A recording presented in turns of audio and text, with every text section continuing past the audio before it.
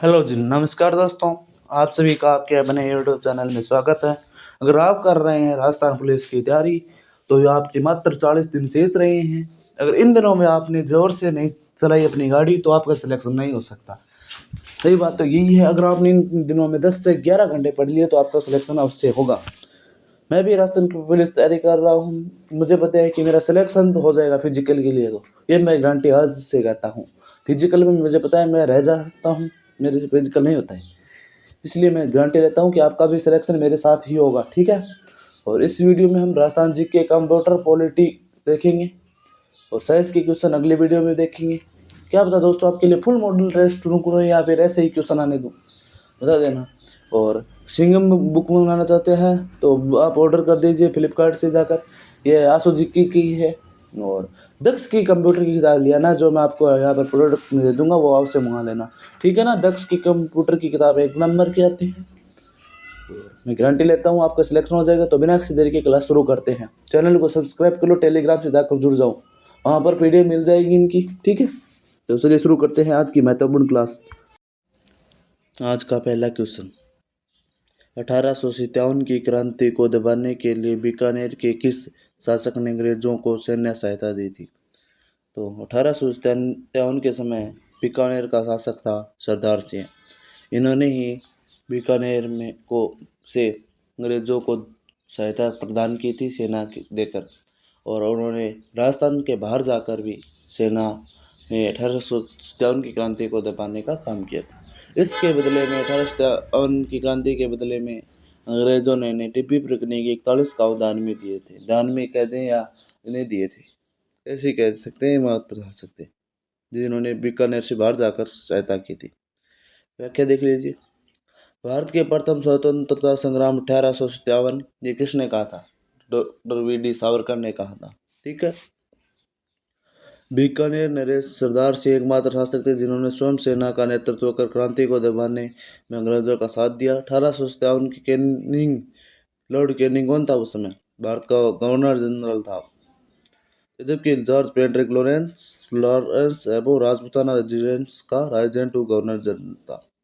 तो ये क्वेश्चन बोल लिया जाएगा कि 1857 के समय भारत का गवर्नर जनरल कौन था? तो कैनिंग था। जबकि राजस्थान में पॉलिटिकल एजेंट कह सकते हैं या फिर governor agent to governor general कौन था? तो पेट्रिक लॉरेंस था, जॉर्ज पेट्रिक लॉरेंस याद रखना, ठीक है। इसमें हम कंप्यूटर के भी लेंगे, ठीक है। 1857 के विद्रोह के समय ठाकुर खुशहाल सिंह चंपावत ने किस जगह विद्रोह का नेतृत्व किया था? तो खुशहाल से कहाँ का था? ये बहुत बार क्वेश्चन रिपोर्ट होता है। ये आहुआ के ठाकुर थे। और ये किस में आता है? तो ये मारवाड़ में आता था ठिकाना, ठीक है। आहुआ का कौन था? कुछ ठाकुर खुशहाल सिंह चंपावत। आहुआ में ही सुगाली माता का की मूर्ति थी जिसे अंग्रेजों ने बाद में अजमेर संग्रहालय में रखवा दिया, ठीक है, याद रखना। 1857 के विद्रोह के समय ठाकुर खुशहाल सिंह ने मारवाड़ के ठिकाने आहुआ पाली का नेतृत्व किया था। उन्होंने अप्रैल 1857 में महाराजा तख्त सिंह की सेना को पराजित किया था। 1857 में किसकी सेना को पराजित किया था? चेलावास। और दो युद्ध हुए थे, चेलावास का युद्ध और बांडीवास का युद्ध। चेलावास का और एक का नाम हो रहा है शायद, आगे आएगा तो बता दूंगा, आएगा सॉरी। वर्ष 1860 ईस्वी में खुशहाल सिंह ने आत्मसमर्पण कर दिया और अंत रक्षाक्ष के भाव में ठाकुर खुशहाल सिंह को रिहा कर दिया गया।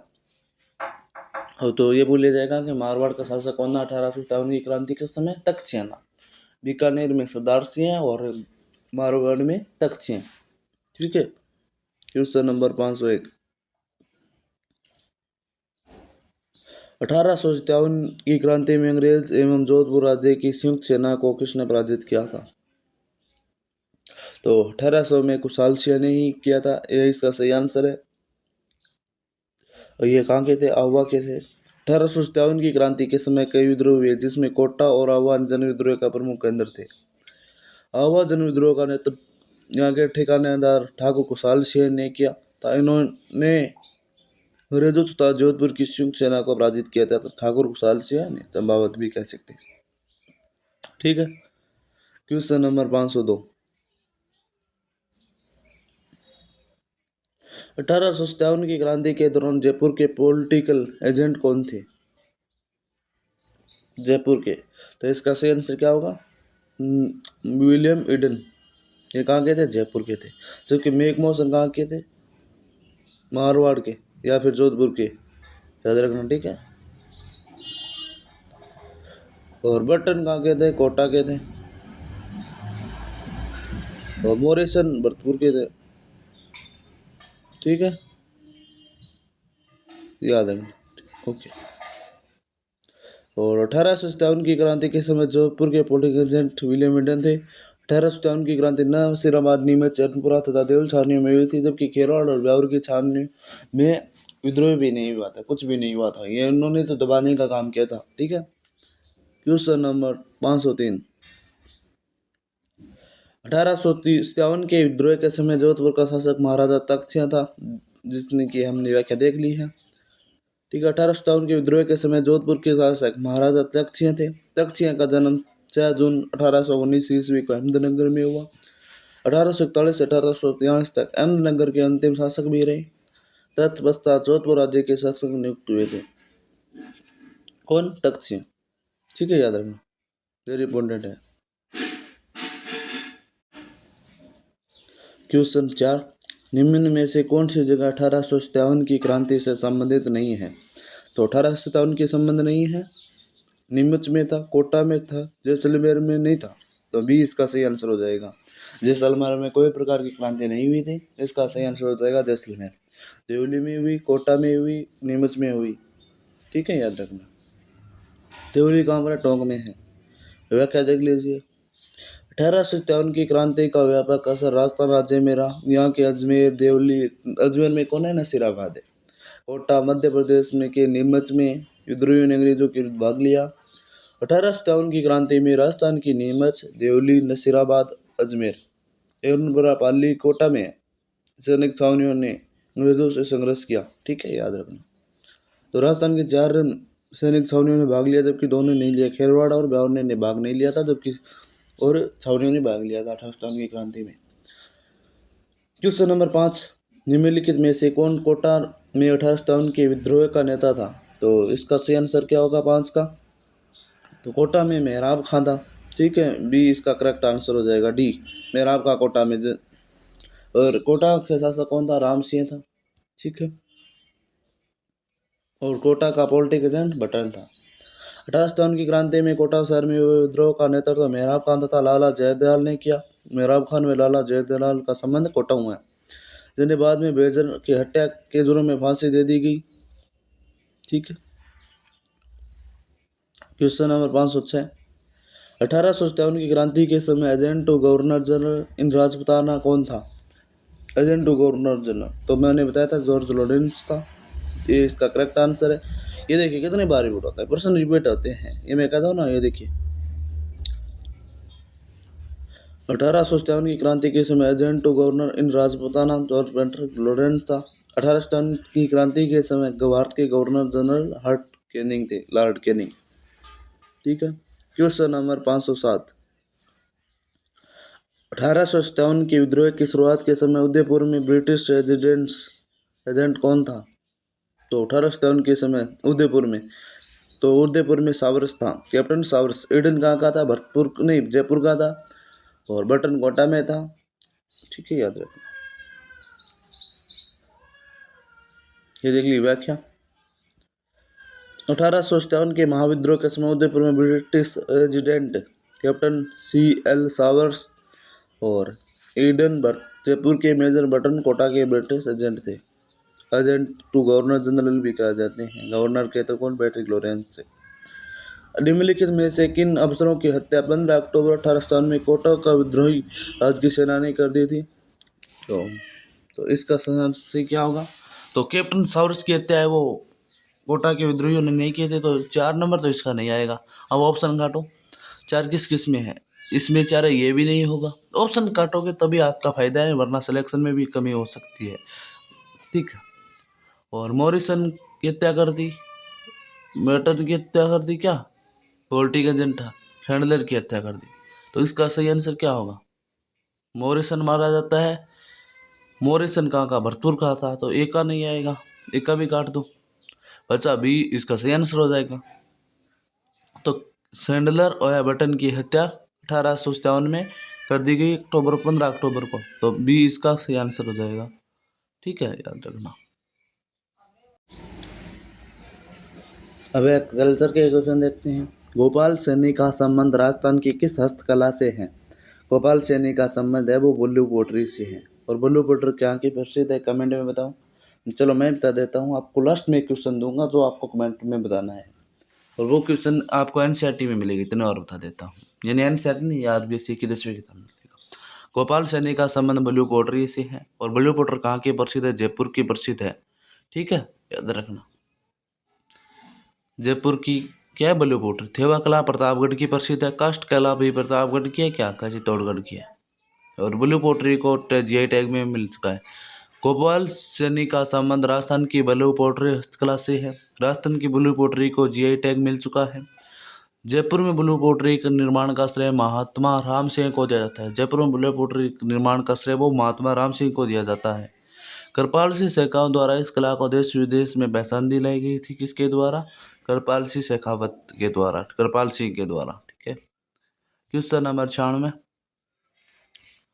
राजस्थान की किस चित्रशैली में नारियों का शिकार करते हुए दिखाया गया है? तो शिकार किस में दिखाया गया है? बीकानेर में शिकार नहीं है, अलवर में कोई शिकार के नहीं मिलते, जयपुर में नहीं है। तो इसका सही आंसर हो जाएगा कोटा की चित्रशैली में नारियों को भी शिकार करते हुए दिखाया गया है। और कोटा बूंदी की शैलियों में ज़्यादातर शिकार के चित्र मिलते हैं, इसके कारण कोटा इसका सही आंसर है। और वहाँ पर अन्य पुरुषों के साथ नारियों के भी शिकार करते हुए चित्र हैं। ठीक है। कोटा राज्य की एकमात्र चित्रशैली है जिसमें नारियों का शिकार करते हुए दर्शाया गया है। शिकारी दृश्य का चित्रण इस शैली का मुख्य विशेषता है। इस शैली के स्वतंत्रता विकास राम जी के समय हुआ था। कोटा शैली में महाराजा होमनेद सिंह हाड़ा के समय सर्वाधिक चित्र हुए थे। स्वतंत्र विकास राम सिंह के समय और सर्वाधिक विकास या फिर स्वतंत्र बढ़िया तरीका विकास होमनेद सिंह के समय हुआ था। ठीक है। Question number 97। कृपाल सिंह शेखावत का संबंध किस कला से है? तो कृपाल सिंह शेखावत का संबंध ब्लू पोट्री से है। ठीक है, ब्लू पोट्री जयपुर की प्रसिद्ध है, याद रखना। कृपाल सिंह शेखावत का संबंध ब्लू पोट्री से। जयपुर की ब्लू पोट्री को पुनर्जीवित करने में कृपाल सिंह शेखावत का प्रमुख योगदान है। ब्लू पोट्री के लिए 1974 में कृपाल सिंह शेखावत को कौन सा पुरस्कार मिला था? पद्मश्री मिला था। ठीक है, 1974 में। और 2000 में शिल्प गुरु से सम्मानित किया गया था। शिल्प गुरु को कृपाल सिंह शेखावत को 2002 में। ब्लू पोट्री का सर्वाधिक विकास राम सिंह द्वितीय के समय हुआ।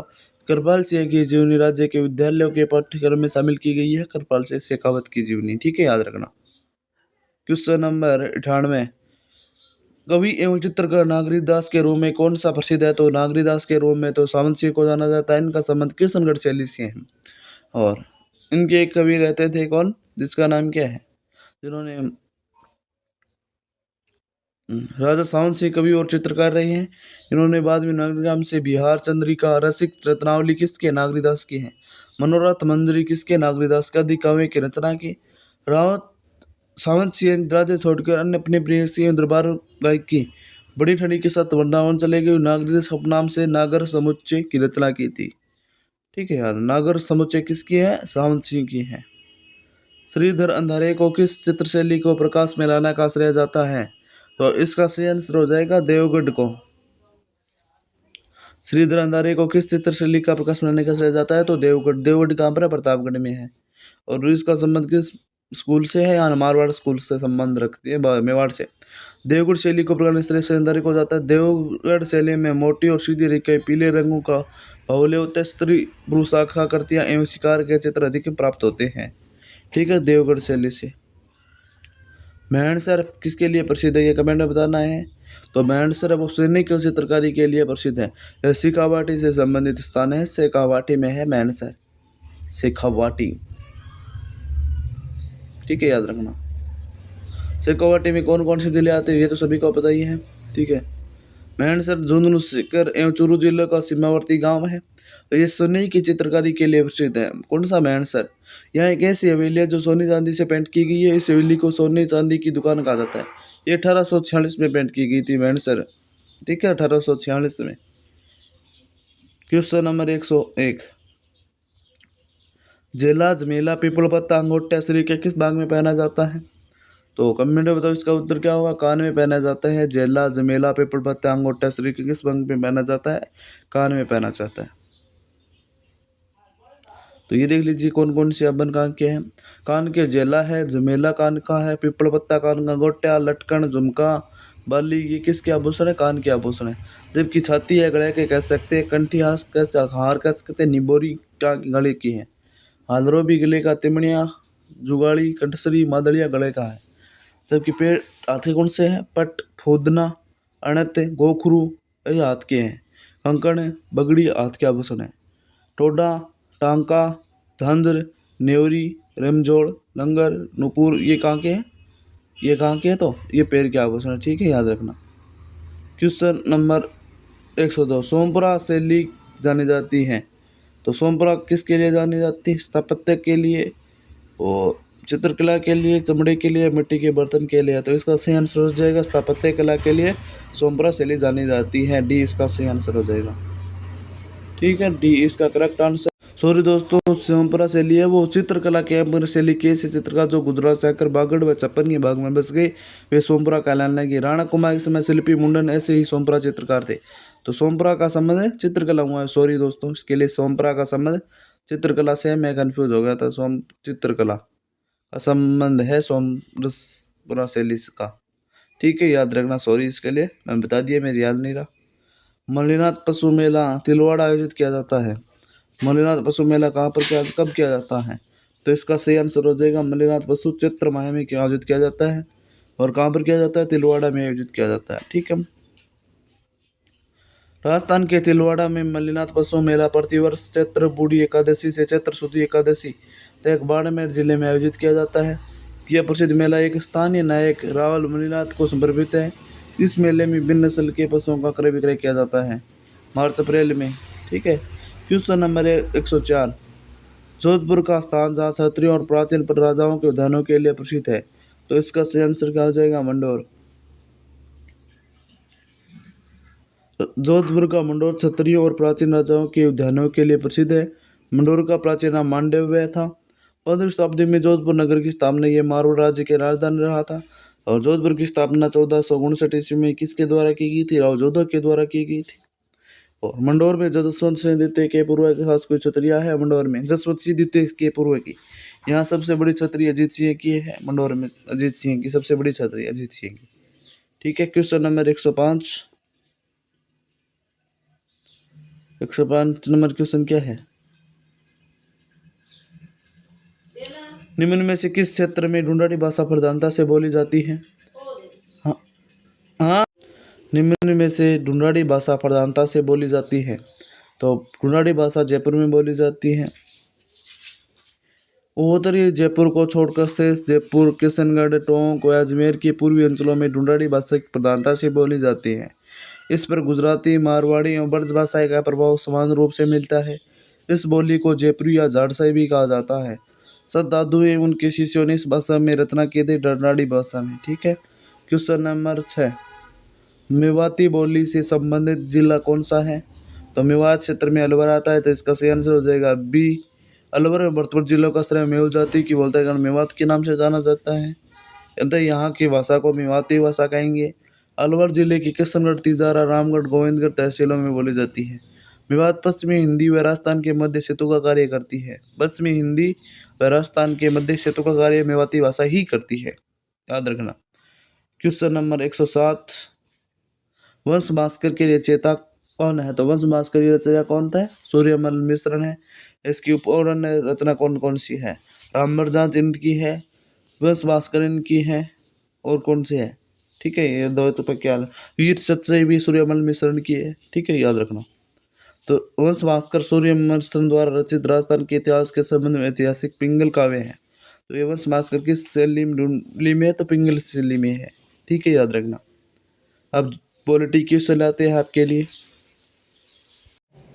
तो पॉलिटी का क्वेश्चन है राजस्थान की, निम्न में से कौन सा एक युग्म पद सही नहीं है, यानी राजस्थान के राज्यपाल है जो पहले क्या थे, इसका आंसर क्या होगा, मदन लाल खुराना। तो ये दिल्ली के मुख्यमंत्री रहे हुए हैं, जो राजस्थान के राज्यपाल भी रहे हैं। ये क्वेश्चन आ जाएगा कि एकमात्र यानी ऐसा कौन सा राज्यपाल है जो दिल्ली के मुख्यमंत्री रहे तो और राजस्थान के राज्यपाल है तो मदन खुराना है। तो ये बात तो सही है, सही नहीं पूछा है, ये तो सही है। कल्याण सिंह उत्तर प्रदेश के मुख्यमंत्री थे जो बाद में राजस्थान के राज्यपाल भी बने। राम नाईक उत्तर प्रदेश के राज्यपाल थे जो बाद में राजस्थान के राज्यपाल भी रहे थे, राम नाईक। ठीक है, याद रखना। और यह सुंदरा के टाइम के थे राम नाईक। तो ये भी सही है और ये भी सही है। कलराज मिश्र उत्तर प्रदेश के राज्यपाल नहीं थे, ये याद रखना। मुख्यमंत्री हो सकते हैं लेकिन कलराज मिश्र उत्तर प्रदेश के राज्यपाल नहीं रहे थे। तो इसका सही आंसर हो जाएगा डी। कलराज मिश्र वर्तमान में राजस्थान के नहीं, ये पहले का क्वेश्चन है इसलिए ये काट दो। वह कभी भी उत्तर प्रदेश के अन्य विकल्प सही है तो ये गलत हो जाएगा। वर्तमान में कौन में है ये कमेंट में बताओ आपको, देखते हैं आपको उनका नाम याद रहता है कि नहीं रहता। क्वेश्चन नंबर 2, राजस्थान के राज्यपाल पदेन कुलाधिपति होते हैं, यानी वो कुलाधिपति किसके होते हैं? समस्त राज्य विश्वविद्यालय के ही साथ ही राजस्थान के भूभाग में कार्यरत केंद्रीय विश्वविद्यालयों के, राजस्थान के समस्त राज्यों के साथ ही निजी विश्वविद्यालय नहीं तो समस्त राज्यों निजी विश्वविद्यालय के साथ ही राजस्थान भूभाग कार्य करते होते हैं। तो इसका सही आंसर क्या होगा? तो यानी इसका सही आंसर क्या होगा? तो राजस्थान के राज्यपाल है वो पदेन कुलाधिपति के होते हैं राज्य के समस्त राज्य विश्वविद्यालयों के। राजस्थान में जितने भी राज्य विश्वविद्यालय हैं राज्य के सरकारी विश्वविद्यालयों के राज्यपाल होते हैं। तो इसका सही आंसर कुलाधिपति होते हैं। ठीक है, मेरे को पॉलिटी थोड़ी कम आती है लेकिन आपको करा दूंगा। राजस्थान राज्य के राज्यपाल राजस्थान के समस्त राज्य विश्वविद्यालय के पदेन कुलाधिपति होते हैं। राजस्थान के केंद्रीय विश्वविद्यालय के कुलाधिपति महामहिम राष्ट्रपति होते हैं। केंद्रीय विश्वविद्यालय, ठीक है, कुलाधिपति कौन होंगे? तो महामहिम राष्ट्रपति होंगे। क्वेश्चन नंबर 3, गुरुमुख निहाल सिंह राजस्थान का प्रथम राज्यपाल नियुक्त किया गया था। तो 1 नवंबर 1956 को। नहीं 1 नवंबर को तो नहीं आएगा, ये ऑप्शन ही अलग है।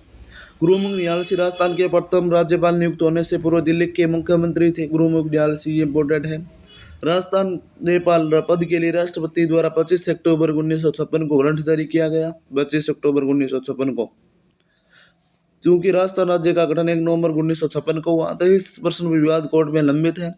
शिक्षकों का मान्यता है कि 31 तक गुरुमुख निहाल सिंह दिल्ली के मुख्यमंत्री रहे थे। 31 अक्टूबर तक, उतने 1 नवंबर 1956 होना चाहिए। सही उत्तर तो 1 नवंबर 1956 होना चाहिए। लोकसभा द्वारा जारी कुंजी में इस वर्ष को सही उत्तर विकल्प पदार्थ 25 अक्टूबर 1956 माना है। तो अब क्या बताएं इस क्वेश्चन का? 25 अक्टूबर हो या 1 नवंबर आए तो 1 नवंबर ही करके आना, ठीक है। ये RSB के द्वारा मान्यता प्राप्त है, ठीक है, याद रखना। क्वेश्चन नंबर 4, राजस्थान के प्रथम राज्यपाल कौन थे? गुरुमुख निहाल सिंह थे, ठीक है, यह देख लिया हमने। क्वेश्चन नंबर 5, आयोग जिसने राज्यपाल के 5 वर्ष के लिए एक निश्चित कार्य स्तुति दी थी। तो इसका सही आंसर क्या होगा? पुंछ आयोग। पुंछ आयोग ना कि राज्य का है राज्यपाल है उसका कार्य 5 वर्ष का होना चाहिए। किसने कहा था? पुंछ आयोग ने कहा था, ठीक है, याद रखना। पुंछ आयोग ने राज्यपाल के लिए 5 वर्ष की निश्चित कार्य स्तुति की। पुंछ आयोग का गठन भारत सरकार द्वारा 27 अप्रैल 2007 को केंद्र राज्य के संबंध पर एक आयोग के शुरू में किया गया था। कब? 27 अप्रैल 2007 को पुंछ आयोग ने राज्यपाल की एक निश्चित 5 वर्ष के कार्यकाल की सिफारिश की थी। 5 साल होना चाहिए राज्यपाल को, ये कुछ नहीं कहा था। पुंछ आयोग 2007 में बने। राजस्थान में निम्नलिखित राज्यपाल में किसे किन की मृत्यु पद पर रहते हुई थी? तो इसका सही आंसर क्या होगा? शैलेंद्र कुमार सिंह की हुई थी पद पर रहते हुए। दरबारा सिंह की तो हुई थी। और ए और 2 तो आने चाहिए। ए और 2 किस में है? इसमें है तो सी इसका अच्छा। 1 और 3 आना चाहिए, तो इसमें 1 3 है और इसमें भी 1 3 है। तो इसका आंसर सी हो जाएगा, यानी दरबारा सिंह, निर्मल चंद्र जैन व शैलेंद्र कुमार की मृत्यु है वो पद पर रहते हुई थी। तो ठीक है, इसका आंसर क्या होगा? स्क्रीनशॉट ले लो, ये इम्पोर्टेंट है। तो दरबारा सिंह की, निर्मल चंद्र जैन की और शैलेंद्र कुमार की मृत्यु है वो पद पर रहते हुई थी, ठीक है। क्वेश्चन नंबर है ये, वहाँ तारीख और देख लीजिए। राजस्थान राज्य के निम्नलिखित राज्यपाल की मृत्यु उनके कार्यकाल के दौरान हुई थी। दरबार सिंह की 1998 में हुई थी। दरबार सिंह की कब हुई थी? 1998 में मृत्यु हुई थी। दरबार सिंह की मृत्यु 1998 में, निर्मल चंद्र जैन की 2003 में, शैलेंद्र की 2009 में और प्रभा राव की भी मृत्यु 2010 में हुई थी। राज्य के मुख्यमंत्री है जो पद पर रहते हुए इनकी मृत्यु हो चुकी थी। दरबार सिंह 1998, निर्मल चंद्र जैन 2003, शैलेंद्र कुमार सिंह कार्यकारी थे 2009 में और प्रभा राव की 2010 में पद पर रहते हुए इनकी मृत्यु हो गई थी, जो दुख की बात है। क्वेश्चन नंबर 7, राजस्थान के वे राज्यपाल जिनका कार्यकाल के दौरान निधन हुआ था। तो अभी बताया निर्मल चंद्र जैन था, प्रभा राव थी, द्रबारा सिंह था, एस के सिंह था। एस के सिंह मतलब शैलेंद्र कुमार सिंह, ये चारों ही थे। ठीक है, तो चारों ही इसके राइट हैं। राजस्थान के राज्य प्रशासन के विधिवत प्रमुख कौन होते हैं। तो विधि के अनुसार यानी संविधान के अनुसार संवैधानिक प्रमुख तो राज्यपाल होते हैं राज्य के। तो डी इसका करेक्ट हो जाएगा। राजस्थान में राज्य प्रशासन के विधि प्रमुख राज्यपाल होता है। संविधान के अनुच्छेद 154(1) में प्रावधान है कि राज्य की कार्यपालक शक्ति राज्यपाल भी निहित होगी तथा वह शक्ति का प्रयोग स्वयं या अपने अधीनस्थ कार्यकारी अधिकारी द्वारा कर सकता है। ये किसमें है? अनुच्छेद 154(1) में है। ठीक है। क्वेश्चन नंबर 9, राजस्थान के राज्यपाल के संबंध में निम्नलिखित में से कौन से कथनों पर विचार करना है। ये राजस्थान केंद्रीय विश्वविद्यालय के कुलपति, राज्य के विश्वविद्यालय एवं का कुलाधिपति होता है। वह राज्य की औलाद के प्रदान कर सकता है। ठीक है। वह इंडियन रेड क्रॉस सोसाइटी और राजस्थान राज्य शाखा के अध्यक्ष होते हैं। ठीक है। उन्हें संविधान के अंतर्गत शक्ति प्राप्त नहीं है। तो इसका सही आंसर क्या होगा? केवल वह विचार करना है।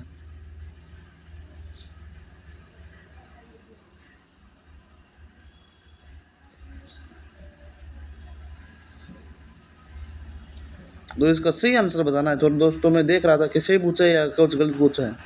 तो सही तो एक ही है, यानी ये इंडियन रेड क्रॉस सोसाइटी और राजस्थान राज्य शाखा के अध्यक्ष होते हैं। ठीक है, राजस्थान के। जबकि केंद्रीय विश्वविद्यालय के कुलाधिपति राष्ट्रपति होते हैं। वो लाभ तो धारण नहीं कर सकते, भी इसका गलत हो जाएगा। कोई स्वीकृति शक्ति प्राप्त नहीं है, ये भी गलत हो जाएगा। स्वीकृति शक्ति प्राप्त है। ठीक है, 9 का सही आंसर हो जाएगा सी। केंद्रीय विश्वविद्यालय के कुलाधिपति राष्ट्रपति होते हैं। राज्यपाल लाभ का पद धारण नहीं कर सकता। राज्यपाल को संविधान के तहत स्वीकृति शक्ति प्राप्त है। संविधान के अनुच्छेद 63 के अंतर्गत राज्यपाल को स्वीकृति प्राप्त है। अतः विकल्प मात्र सी सही है। राज्यपाल इंडियन रेड क्रॉस सोसाइटी और राजस्थान राज्य शाखा के अध्यक्ष होता है। इसका सही आंसर है। क्वेश्चन नंबर 10, राजस्थान के निम्नलिखित राज्यपाल में से कौन सा राज्य बनने के पूर्व राजस्थान लोक सेवा आयोग के अध्यक्ष रहे हैं। तो इसका सही आंसर क्या होगा? रघुवंश तिलक इसका सही आंसर हो जाएगा, जो RPSA के भी सदस्य रहे हैं। तो भी इसका सही आंसर है। क्वेश्चन हम देखिए व्याख्या। रघुकुल तिलक राजस्थान के राज्य बनने से पूर्व राजस्थान लोक सेवा आयोग के अध्यक्ष थे, आयोग के सदस्य कह सकते हैं। इनका राजस्थान लोक सेवा आयोग के सदस्य के रूप में 1958 से 60 तक राज्य में तंत्र से 81 तक रहा है। वर्तमान 2000 में राजस्थान का कलराज मिश्र है, ये गलत है। 2025 आ रहा है। ठीक है। 1 नवंबर 1956 से पहले राजस्थान राज्य का अध्यक्ष कहलाता था। तो महामहिम गवर्नर जनरल महाराजाधिराज या राज प्रमुख कहलाता था। तो डी इसका करेक्ट है। ठीक है। 74 ईस्वी में अकबर की सेना के अधिकार के बाद जोधपुर का प्रशासक किसे नियुक्त किया गया। तो 14 का सही आंसर क्या होगा? 14 का सही आंसर हो जाएगा डी, बीकानेर के महाराजा सिंह को। ये व्याख्या देख लिया, इसलिए बता रहा हूँ, जल्दी जल्दी क्वेश्चन करा रहा हूँ ताकि आपका टाइम भी बर्बाद ना हो। किस राजपूत राज्य की मृत्यु बुरहानपुर में हो गई थी। तो राय सिंह की मृत्यु बुरहानपुर में हो गई थी। क्वेश्चन नंबर 16, अकबर द्वारा निम्नलिखित में से किस शासक को शमशाबाद नूरपुर की जागीर राय की उपाधि दी थी। इसका सही आंसर क्या होगा? राय सिंह। कौन होगा? राय सिंह। राय सिंह इसका करेक्ट आंसर हो जाएगा। तो इसका सही आंसर हो जाएगा बीकानेर के राय सिंह को। क्वेश्चन नंबर, ठीक है। क्वेश्चन नंबर 17, बीकानेर के इतिहास लिखने में कौन सी ख्यात अति लाभदायक है। तो इसका सही आंसर दयालदास ख्यात है। ठीक है, जिसकी रचना दयालदास ने की थी। बीका से लेकर महाराजा सिद्धार्थ सिंह तक का वर्णन करती है। ठीक है। क्वेश्चन नंबर 118, बीकानेर शासक कर्ण सिंह किस मुगल सम्राट के समकालीन थे? तो इसका सही आंसर शाहजहां औरंगजेब के समकालीन थे। बीकानेर के शासक कर्ण सिंह मुगल सम्राट शाहजहां औरंगजेब के समकालीन थे। इन्होंने साहित्यिक कल्पद्रुम की रचना किसने की थी? कर्ण सिंह ने की थी। और गंगानंद मैथिली का संबंध किस शासक थे? कर्ण सिंह से। जिन्होंने काव्य डाकिनी कर्णभूषण नामक ग्रंथ लिखे, महल का निर्माण करवाया था। क्वेश्चन नंबर 119, बीकानेर के नौसिया को औरंगजेब ने कौन सी उपाधि दी थी? मराठाओं की उपाधि दी थी। महाराजा नौसे बीकानेर के राठौर शासक थे। वह 1669 में बीकानेर के राजा बने। मुगल बादशाह औरंगजेब ने मराठों का दमन करने के लिए महाराजा अनूप सिंह को भेजा। अनूप सिंह वीरता से औरंगजेब ने मराठाओं की उपाधि दी थी और महाराजा की उपाधि भी अनूप सिंह को दी थी। क्वेश्चन नंबर 20 और इसके बाद कल्चर के क्वेश्चन है। बीकानेर के कौन से शासक को उसकी वीरता से प्रभावित होकर औरंगजेब ने मराठाओं की उपाधि दी थी? तो इसका सही आंसर हो जाएगा महाराजा अनूप सिंह को महाराजा की उपाधि और मराठाओं की अनूप सिंह को दी थी। ठीक है, अब कल्चर के क्वेश्चन देखेंगे। ठीक है, जिससे पहले चैनल को सब्सक्राइब कर लो, वीडियो को लाइक कर दो, टेलीग्राम से जाकर जुड़ जाओ। और जो बुक दी गई है वो शासन दी वाली है, आपको प्रोडक्ट में दिए है, वो अभी ऑर्डर कर देना। ठीक है। हेलो नमस्कार दोस्तों, अगर आप कर रहे हैं 4th ग्रेड की तैयारी तो ये क्लास आपके लिए महत्वपूर्ण रहने वाली है। आप सभी का आपके अपने यूट्यूब चैनल में स्वागत है। और कैसे चल रही है आपकी तैयारी? 4th ग्रेड में आपके राजस्थान जीके लेकर परेशानी है तो कोई घबराने की बात नहीं है। इस वीडियो में हम राजस्थान जीके की क्लास संस्कृति के प्रश्न देखेंगे और हर रोज़ आपको क्लास मिल जाएगी 8 बजे। शाम को भी क्लास आती है, देख लेना। ठीक है।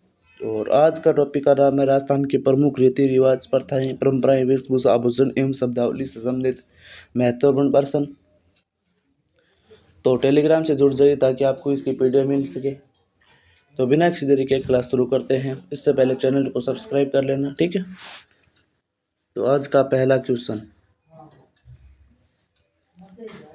ओगणिया, अंगोटिया, सुरलिया आभूषण पहने जाते हैं, यानी ये कहाँ पर पहने जाते हैं? ओगणिया, अंगोटिया, सुरलिया आभूषण। तो इसका सही आंसर क्या होगा? कानों में पहने जाते हैं। कानों के आभूषण और कौन कौन सी है?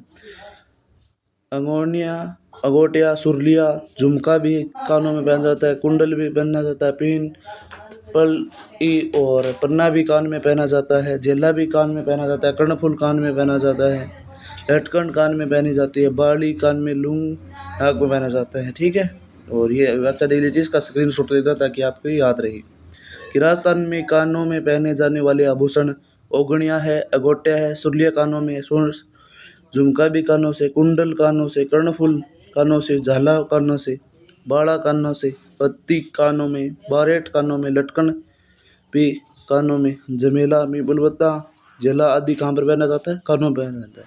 जबकि सिर पर कौन कौन से है? तो शीश, यानी सिर पर आ गया शीश से, सुरमंग भी कहाँ पर पहना जाता है? सिर पर। रखड़ी, बोरला, टिक्का, सांकली गले का भी आभूषण होता है और सिर का भी आभूषण होता है। मेमंद सिर का आभूषण होता है। फीणी भी नाक में पहनी जाती है। फीणी कहाँ पर है? नाक के आभूषण है ये। ठीक है। क्वेश्चन नंबर 2, ताड़ना या मोरबंदिया विवाह निम्न में से किस जनजाति में किया जाता है? तो इसका सही आंसर क्या हो जाएगा? गौरासिया में मोर बंदिया और ताड़ना किया जाता है गौरासिया में। जनसंख्या की दृष्टि से ग्रासिया जनजाति का राज्य में तीसरा स्थान है और ये कहाँ पर पाई जाती है? तो यह सिरोही क्षेत्र में पाई जाती है, अधिकतर सिरोही में रहती है। और इनके मोहल्ले को क्या कहते हैं? फालिया कहा जाता है। और इस जनजाति में पित्तात्मक एवं एकल प्रथा पाई जाती है। इस जनजाति में ताड़ना, मोर बंदिया एवं पहराना ब्याह प्रचलित है। कहाँ से संबंधित है? ग्रासिया से। क्वेश्चन नंबर 3, निम्नलिखित में से कौन सा युग्म सही सम्मिलित नहीं है? उपछठ कब आती है? भाद्र पक्ष की कृष्ण पक्ष की षष्ठी को आती है उपछठ, और इसे बलराम छठ भी कहते हैं। बलराम जी की जयंती भी आती है। ठीक है। और गणगौर कब आती है? चैत्र शुक्ल तृतीया कब आती है? ये भी सही है। गुड़ला कब आता है? चैत्र कृष्ण अष्टमी को आता है गुड़ला। तो इसका सही आंसर हो जाएगा गुड़ला।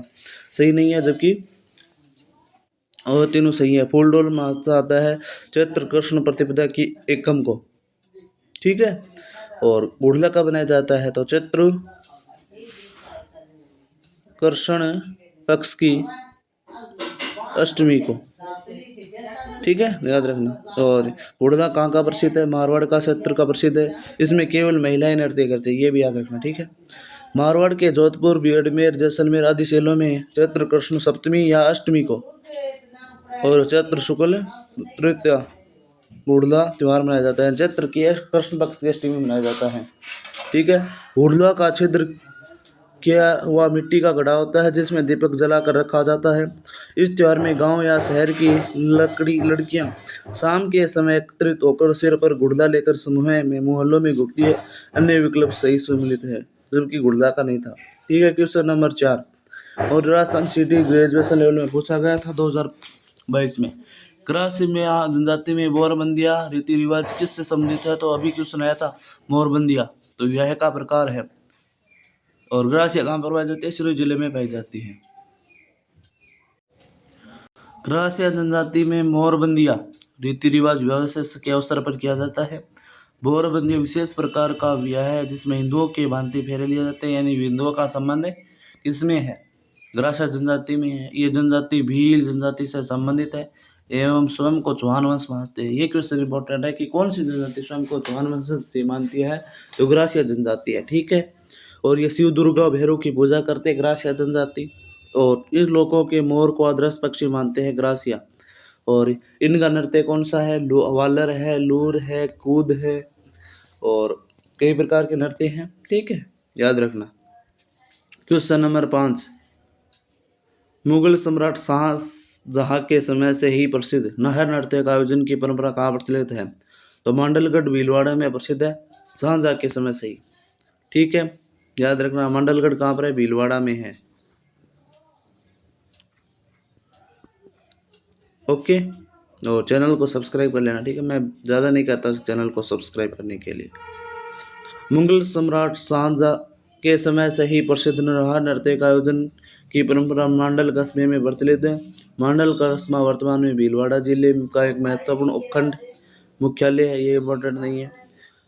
और ये बनास नदी की सहायक कठोरी नदी के किनारे स्थित है, यानी भीलवाड़ा कहाँ पर है?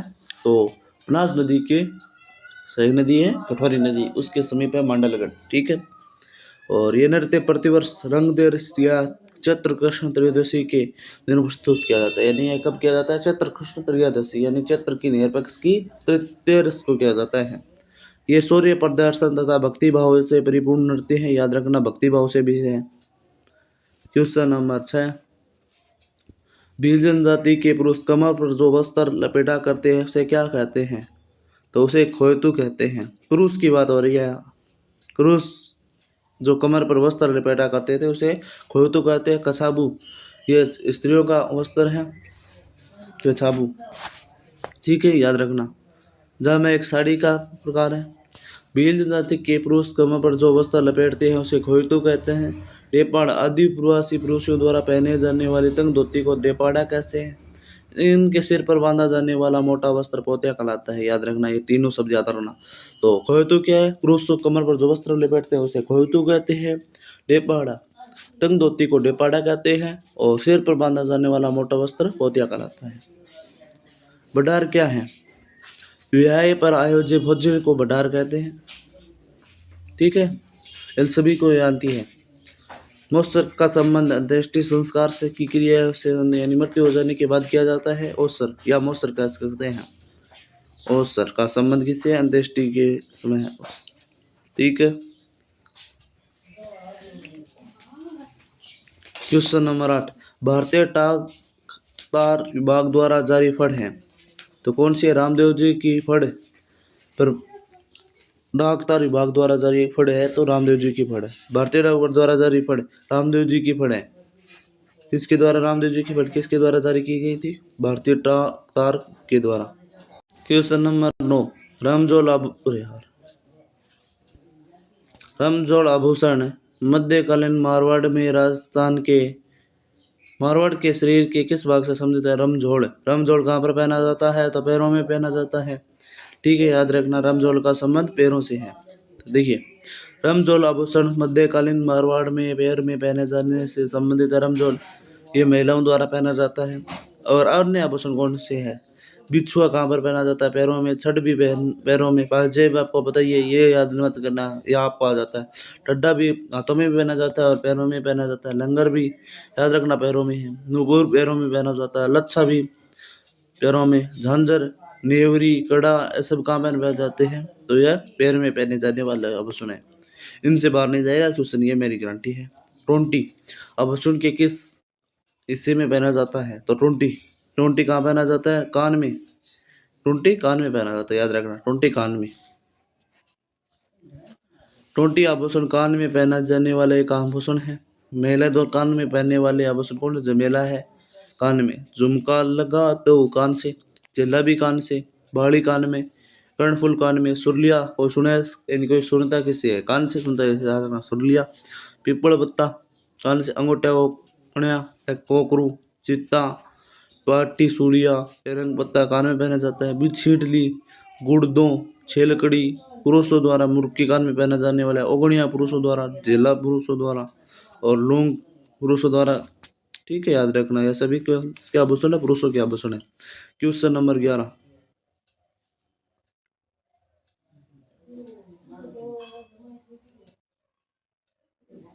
क्वेश्चन नंबर 11 है कि निम्नलिखित में से कौन सा आभूषण कान पर पहना जाता है? कान पर। तो कान में अभी बताया था, कान में कौन सा पहना जाता है? टोंटी पहना जाता है। और उसकी आंखें देख ली है। रमजोड़ कहाँ पर पहना जाता है? टीका माथे पर या फिर सिर का आभूषण है टीका। ठीक है। बुल्ली कहाँ का है? बुल्ली नाक का है। ठीक है, याद रखना, नाक का। और रमजोड़ कहाँ का है? कमेंट में बताओ। और ये पशुधन सहायक भर्ती 2018 में पूछा गया था। Question number 12। कोकरू आभूषण शरीर के किस भाग में पहना जाता है? कोकरू। तो कोकरू पहना जाता है कान में। भी आया था कोकरू कहाँ पर पहना जाता है? कान में। तो ये सभी कान के आभूषण थे, हमने पढ़ रहे थे। पिप्पल पन्ना कहाँ का है? तो ये कान का ऑप्शन है, ये ऑप्शन काट दो। सिर का तो नहीं है पिप्पल पन्ना, या फिर देखा था। गले का भी नहीं है, ये ऑप्शन ही कट गया, सीधा बच गया कान का। ठीक है। क्वेश्चन नंबर 14 और 15 देख लीजिए। ओगणिया कहाँ पहना जाता है? तभी क्वेश्चन देखा था, कान में पहना जाता है ओगणिया। मुर्किया पुरुषों द्वारा पहनाया जाने वाला है। तो कहाँ पर पहना जाता है? कानों में। मुर्किया पुरुषों का आभूषण है। किसका है? पुरुषों का, याद रखना। क्वेश्चन नंबर 15 हो गए। ठीक है। पुरुषों द्वारा पहने जाने वाले आभूषण निम्न में से कौन सा है? तो पुरुषों द्वारा कौन सा पहना जाता है? अभी तो बताया था। मुर्किया कानों में पहना जाता है। बोरला महिलाओं का सिर का आभूषण है। टड्डा पैर का था, पैर का है टड्डा। बोरला सिर का है, याद रखना है। और बगड़ी भी सिर का आभूषण है। ठीक है, याद रखना। Question number 17। जेला, जमेला, पिपल पन्ना, अगोटे किस संघ के आभूषण है? तो जेला, जमेला, पिपल पन्ना, अगोटे दिए कान के आभूषण है, जिनकी व्याख्या हमने देख ली है। क्वेश्चन देख लो कितने रिपोर्ट हो रहे हैं। एक क्वेश्चन सही। चंपाकली महिलाओं के शरीर के किस भाग को पहना जाता है? तो चंपाकली कहाँ पर पहना जाता है? तो ये भी कानों में पहना जाता है। चंपाकली कहाँ पर पहना, नहीं सॉरी, चंपाकली गले में है। ओ सॉरी, चंपाकली गले का आभूषण है। ठीक है, याद रखना, गले का है। चंपाकली गले का आभूषण है, याद रखना। सेकंड शॉट ले लेना। गले के आभूषण देख लेना। चंपाकली गले में पहने जाने वाला आभूषण है, याद रखना, गले का है। गले में अन्य आभूषण कौन सा? चंद्रहार से संबंधित लगभग नाम आ जाए तो आपको 99% कौन से होते हैं? हार का नाम आए तो गले का आभूषण करना है। 1 से 2% के हैं जो अन्य हैं। मादलिया गले का है। पोत भी गले का है। सरी गले का है। सरी कहाँ का है? गले का। कंठमाला माला संबंधित से गले का कर देना। आंद्रो गले का है। कंठ से संबंधित आ गया। हांकर, हांकर याद रखना है। हाँ कर किससे कर? गले से करते हैं, हाँ कर ऐसे। झालरों भी गले का आभूषण है। मटरमाला किसकी है? गले का है।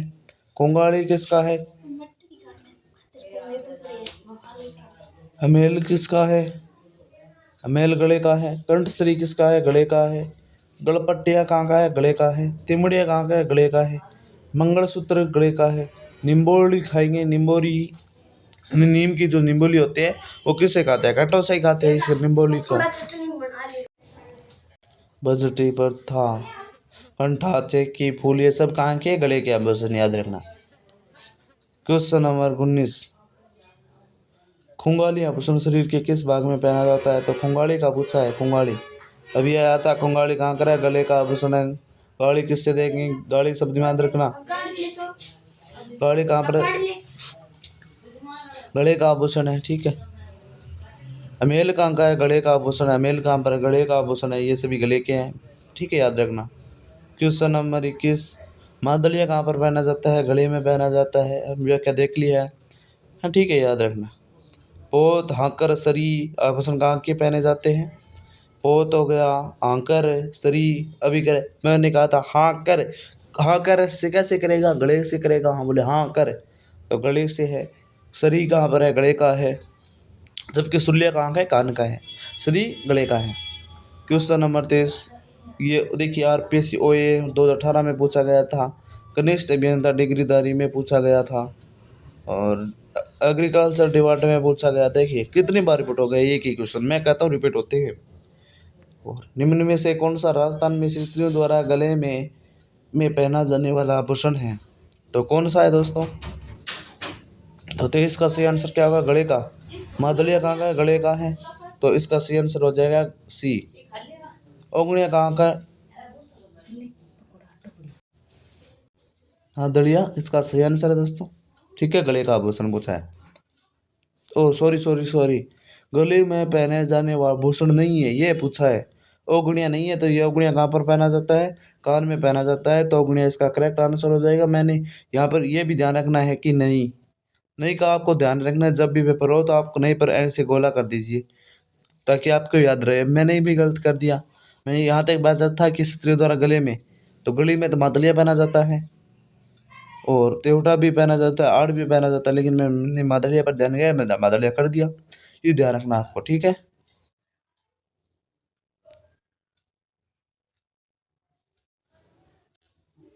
ओगणिया पुरुषों द्वारा कान में पहना जाने वाला आभूषण है। आड़ व मादलिया गले में पहने जाने वाला आभूषण है। गले में आड़, मादलिया गले में। ठीक है। और निम्न में से कौन सा आभूषण गले में नहीं पहना जाता है? तुलसी पर सरी तो पहना जाता है। सरी रखड़ी सिर का आभूषण है। तो इसका सही आंसर हो जाएगा रखड़ी। तिमणिया गले का आभूषण है और तुलसी भी गले का आभूषण है। तो इसका सही आंसर क्या होगा? रखड़ी सिर का आभूषण है। रखड़ी एक अर्धा वर्ताकार जो सिर पर धारण की जाती है, जबकि तुलसी, तिमणिया, सरी आभूषण गले के हैं। अधोलिखित में से कौन सा आभूषण गले में नहीं पहना जाता है? गले में नहीं, मादलिया पहना जाता है। ठीक है। कांठल भी पहना जाता है। तिमणिया गले का है, जबकि आंवला कहाँ का है? आभूषण पैर में पहना जाता है। आंवला कहाँ पर पहना जाता है? पैर का आभूषण। आंवला कहाँ का है? पैर का। आंवला पैर से। ठीक है, याद रखना, पैर में पहना जाता है आंवला। अब पैर के आभूषण देख लीजिए। अब आंवला आभूषण पैर में पहना जाता है, जबकि अन्य आभूषण तिमणिया, कांटल, मादलिया गले में पहने जाने वाले आभूषण हैं। ठीक है। ये राजस्थान की संस्कृति में महिलाओं द्वारा सौंदर्य हेतु प्रयोग किया जाने वाला महत्वपूर्ण आभूषणों में से एक है। ठीक है। क्वेश्चन नंबर 26, नेगरी आभूषण शरीर के किस अंग में पहना जाता है? नौगरी, तो ये कहाँ पर पहना जाता है? नौगेरी। ये शरीर के किस भाग पर पहना जाता है? नौगरी आभूषण ये हाथ में पहना जाता है। नौगरी आभूषण हाथ में। ठीक है। अब हाथ के आभूषण देख लीजिए। नौगरी एक प्रसिद्ध, ठीक है, ये इम्पोर्टेंट नहीं है कि राजस्थानी पारंपरिक आभूषण ये सभी को पता है। जिस हाथों में कलाई में ब्रेसलेट की तरह पहना जाता है, जिसे ब्रेसलेट की तरह ही नौगरी पहना जाता है। ये चूड़ियों के मध्य पहना जाता है। कलाई हाथ के अन्य आभूषणों में कंकन है, पोखरू है, कड़ा है, नौगरी है, आंवला है, चांट है, गजरा है, चूड़ी है, बल्ला है, बाजू टड्डा है, अणत है, पूणच है, छेलकड़ा है, केरू, खांच तथा पुरुषों द्वारा कड़ा, मुरल, डाला, ताती, माटी क्या है? ये कलाई के आभूषण है। ठीक है, याद रखना। इसका स्क्रीनशॉट ले लो, आपके लिए महत्वपूर्ण है। ये रट लिए तो आपके तो मज़ा ही मज़े हैं। इनसे बाहर जाता क्वेश्चन नहीं और आपका सही हो जाएगा। टड्डा आभूषण पहना जाता है। टड्डा कहाँ पर पहना जाता है? तो टड्डा बाजू पर भी पहना जाता है, तो ये इसका करेक्ट है। और टड्डा पैर में भी पहना जाता है, तो पैर ऑप्शन नहीं है, तो बाजू कर देना। ठीक है। बल्ला कहाँ पर पहना जाता है? हाथों में पहना जाता है, यानी बल्ला से याद रखना, पर क्रिकेट वाला बल्ला, बल्ला हाथ से ही खेलते हैं, तो उसी प्रकार बल्ले को हाथों में पहना जाता है। कंदोरा आभूषण कहाँ पर पहना जाता है? कैसे कंदोरा, कैसे कमर पर पहना जाने वाला आभूषण कमर कंदोरा। ठीक है, याद रखना। राजस्थान में कंदोरा आभूषण महिलाओं द्वारा कमर में पहने जाने वाला आभूषण है। यह चांदी की झंझरों की एक श्रृंखला कमर में धारण की जाती है, प्राय कंदोरा या करदनी के नाम से जाना जाता है। जबकि पुरुषों भी सोने या चांदी के बेल्ट पहनते हैं। कमर में पहने जाने वाले आभूषण तागड़ी है, कणकली है, सटका है, मूखला है। ठीक है, याद रखना। तगड़ी शरीर की किस भाग में पहना जाता है? तो कमर में पहना जाता है तगड़ी, याद रखना। ठीक है, कम है। और दामना आभूषण है, दामना आभूषण कहाँ पहना जाता है? तो इसका सही आंसर क्या होगा? दामना। दामना कहाँ पर पहना जाता है? तो सभी को पता है, उंगलियों में पहना जाता है। उंगलियों के आभूषण कौन कौन से हैं? छल्ला है, कड़ा है, भिंटी है, अंगूठी है, दांपे है, थपान, आरसी क्या है? ये सभी अंगुलियों के आभूषण है। दामना, दामना कहाँ पर पहना जाता है? अंगुली में पहना जाता है, करेक्ट आंसर है। और दामनी एक ओढ़नी का प्रकार भी है, ये मिलान करना है। बोरला कहाँ पर पहना जाता है? सिर पर पहना जाता है। ठीक है, याद रखना। लटकन नाक में, लटकन जंजीर कमर में, और तौड़िया कहाँ पर? पैर में पहना जाता है। तो इसका 2 3 4 और 1 ऐसा आएगा, तो 2 3 4 1 इसी में है, तो इसका सही आंसर हो जाएगा। और हम मिलान देख लीजिए, तो डी का क्या आंसर? बोरला सिर पर, ठीक है, लटकन नाक में सही है, जंजीर कमर में है, तौड़िया पैर में है, तो इसका सही आंसर हो जाएगा डी। मिलान करना है। सिर का आभूषण कौन सा है? तो इसमें देखिए, असली कहाँ का है? गले का है, तो बी में इतनी पहले आपको जो आता है वो मिला दो, फिर ऑप्शन कट जाते हैं 100%। तो गले का आपको पता है, असली गले का आभूषण है। ठीक है, पैर का कौन सा है? मेहमद कहाँ का है? सिर का आभूषण है, ये भी मिला दो। ठीक है, कमर का कौन सा है? कनकावती है या फिर रमजोड़ पैरों से है का है? कनकावती कमर का है। कैसे कमर, कैसे कनकावती? तो मिलान क्या होगा? 3 4 1 2, 3 4 1, 3 4 1 2। पहला में मेहमद सिर का 4 है, अच्छा सॉरी, 4 3 1 2, तो डी इसका सही आंसर आ जाएगा। ठीक है, ये मिलान देख लीजिए। सिर का मेहमद है, गाड़े का हंसली है, कमर का कनकती है, पैर का रमजोड़ है। वो गाना भी है ना, रमझोड़ मटक के चालेगी, वो पैर से संबंधित आभूषण का है। स्त्रियों का आभूषण नेवरी शरीर के किस भाग पर पहना जाता है? नेवरी पान का आभूषण है, पैर का आभूषण है नेवरी। नेवरी पाँव में पहना जाने वाला आभूषण है। नेवरी पायल की तरह का आभूषण होता है, जिसे आंवला के साथ पहना जाता है। पैर में पहने जाने वाला अन्य आभूषण आंवला, कड़ला, तोड़ी, पायल, कड़ा, नूपुर, थेथड़ आदि कहाँ के आभूषण है? तो ये पाँव के आभूषण है। आंवला हो गया, कड़ला हो गया, तोड़ी हो गया, पायल, कड़ा, नूपुर, थेथड़ आदि। नेवर कहाँ पर पहना जाता है? तो पैर में पहना जाता है नेवर। देथड़ आभूषण को पहना जाता है। देथड़ आभूषण कहाँ पर पहना जाता है? 37 का। 37 में क्या होगा? बी, यानी स्त्रियों के पैर में पहना जाता है देथड़। क्वेश्चन नंबर 38, अटपटी, अमरसाई, उदयसाई व शिवसाई क्या है? तो आभूषणों के प्रकार है, भेड़ों की प्रजातियां या फिर खाद्य पदार्थ या पगड़ियों का प्रकार। अटपटी, अमरसाई, उदयसाई, शिवसाई ये क्या है? पगड़ियों के प्रकार है, यानी ये इसका करेक्ट हो जाएगा। व्याख्या भी देख लीजिए। अटपटी, अमरसाई, उदयसाई और शिवसाई पगड़ियाँ के प्रकार हैं। पगड़ी राजस्थान की पहनने का भिन्न अंग है, जो मेवाड़ की पगड़ी विशेष रूप से प्रसिद्ध है। क्वेश्चन नंबर 39, और आज का अंतिम नहीं है, इससे बाद भी क्वेश्चन है। चैनल को सब्सक्राइब कर लेना। निम्न में से पगड़ी का आभूषण कौन सा है? तो बलेवड़ा कहाँ का है? हाथ का आभूषण है, ये तो नहीं होगा। जेला कहाँ का है? कान का है। जेला कान का है, बलेवड़ा हाथ का। ठीक है, गोखरू कहाँ का है? और सरपेच इसका सही आंसर हो जाएगा। तो 39 का सी इज करेक्ट आंसर। हेलो नमस्कार दोस्तों, चैनल में आपका स्वागत है। आप भी कर रहे हैं चतुर्थ श्रेणी की, तो ये क्लास आपके लिए महत्वपूर्ण रहने वाली है। आज के हम वीडियो में राजस्थान के प्रमुख राजवंश, उनकी कर व्यवस्था, उनके प्रशासनिक व्यवस्था देखेंगे। तो बिना किसी देरी के शुरू करते हैं। इससे पहले चैनल को सब्सक्राइब कर लो, और आपके एग्ज़ाम 4th ग्रेड के लिए बहुत ही महत्वपूर्ण है, क्योंकि इनसे 3 से 4 क्वेश्चन तक आते हैं और हम देखिए इन्हीं प्रश्नों से आपके मिल जाएंगे। तो बिना किसी देरी के क्लास शुरू करते हैं, ठीक है। तो चैनल को सब्सक्राइब कर लो, लिंक डिस्क्रिप्शन में है, टेलीग्राम से जाकर जुड़ जाओ। और आप 4th ग्रेड के लिए जो बुक दी गई है प्रोडक्ट में, वो आप ऑर्डर कर दो ताकि आपका सिलेक्शन 100% हो सके। तो क्वेश्चन नंबर 91 है, इजलास खास का गठन किया था। तो किसने किया था इजलास खां का गठन? तो इसका सही आंसर हो जाएगा महाराणा सजन सिंह ने। महाराणा सजन सिंह ने इजलास खास का गठन किया था। और महाराणा सजन सिंह कहाँ के शासक थे? तो उदयपुर के महाराणा थे। इजलास खास का गठन उदयपुर के महाराणा सजन सिंह द्वारा किया गया। इजलास खास में न्यायिक, दीवानी एवं फौजदारी कार्य किए जाते थे। अपील की सर्वोच्च अदालत इजलास खास थी। 1880 में इजलास खास के स्थान पर महदराज सभा की स्थापना की गई थी। यानी 1880 में इजलास खास का नाम बदल कर क्या कर दिया था? महदराज सभा कर दिया गया था 1880 में। महदराज सभा के 2 विभाग बनाए गए, इजलास कामिल और इजलास मामूली। ये 2 विभाग थे इसके महदराज सभा के। और 1880 में इजलास खास का नाम परिवर्तन कर दिया, उसके स्थान पर दूसरी संस्था बना दी और सजन सिंह ने बनाई। क्वेश्चन नंबर 92, बीकानेर का प्रथम राजा कौन था जिसने अकबर की दीनता स्वीकार की थी? तो इसका सही आंसर क्या होगा? तो इसका सही आंसर हो जाएगा कल्याणमल।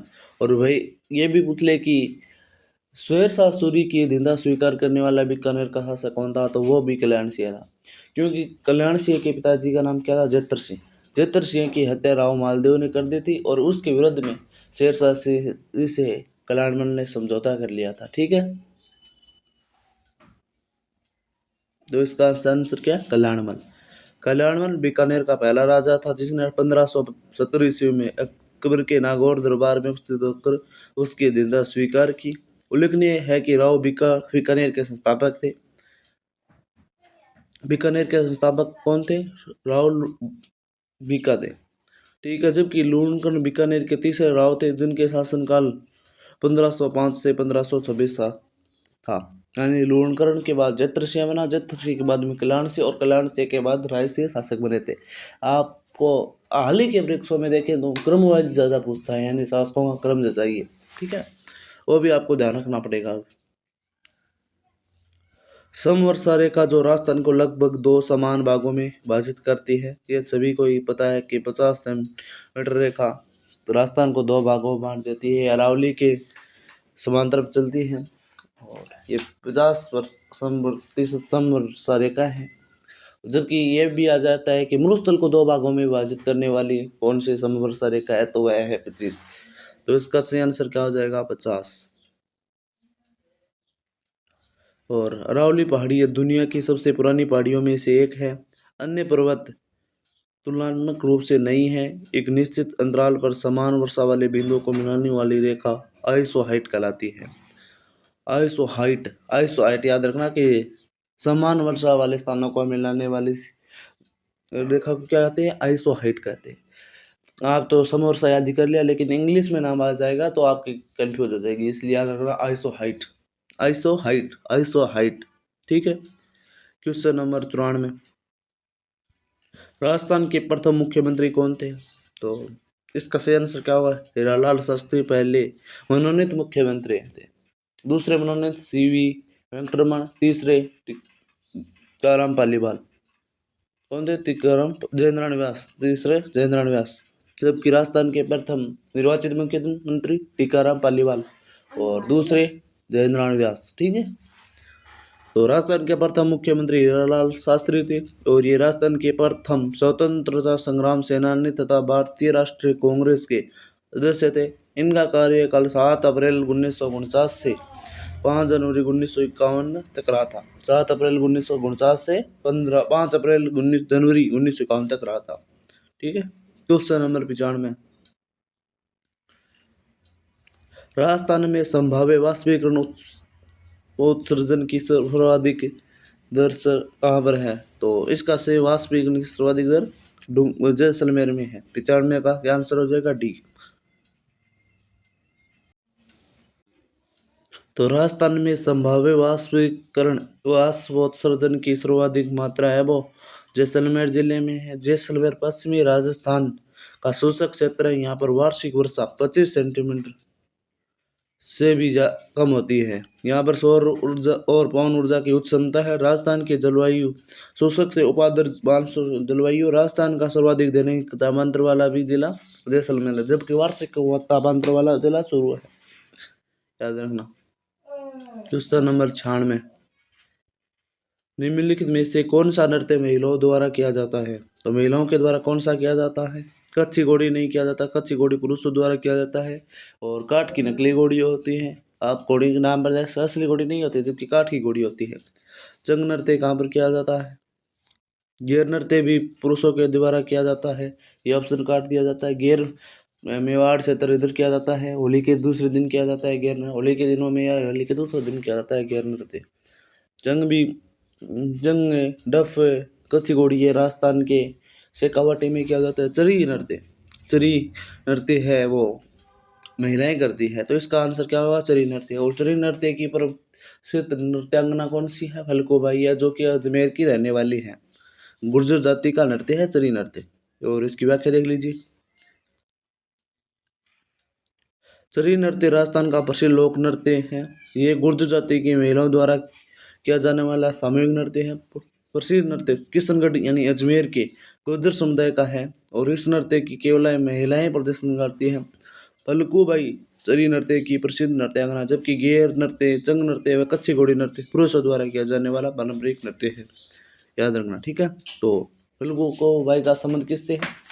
चरी नृत्य से है। और ये गुर्जर समाज की है, किशनगढ़ से प्रसिद्ध है, ठीक है। चुप जाओ। निम्नलिखित में से कौन सी चित्र शैली पंचतंत्र चित्रांकन के लिए भी जानी जाती है? तो पंचतंत्र में किसके सर्वाधिक है? तो मारवाड़ जानी जाती है, क्योंकि पंचतंत्र शैली मारवाड़ शैली के नाम से भी जानी जाती है। पंचतंत्र, ठीक है, मारवाड़ इसका सही आंसर क्या होगा? पंचतंत्र चित्रांकन के लिए भी जानी जाती है मारवाड़। पंचतंत्र शैली की चित्रकला की मारवाड़ शैली के नाम से जाना जाता है। पंचतंत्र का शाब्दिक अर्थ 5 संधियां हैं। यह वसुदांत कथाओं का एक प्राचीन संग्रह है, जो दर्शाता है कि जानवरों में भी मानवीय गुण व दोष होते हैं। मारवाड़ चित्रशैली में सर्वाधिक आम के वृक्षों का चित्रांकन है। यह भी पूछ लिया जाता है कि आम के वृक्षों का सर्वाधिक चित्रण किस शैली में है? तो मारवाड़ शैली में है।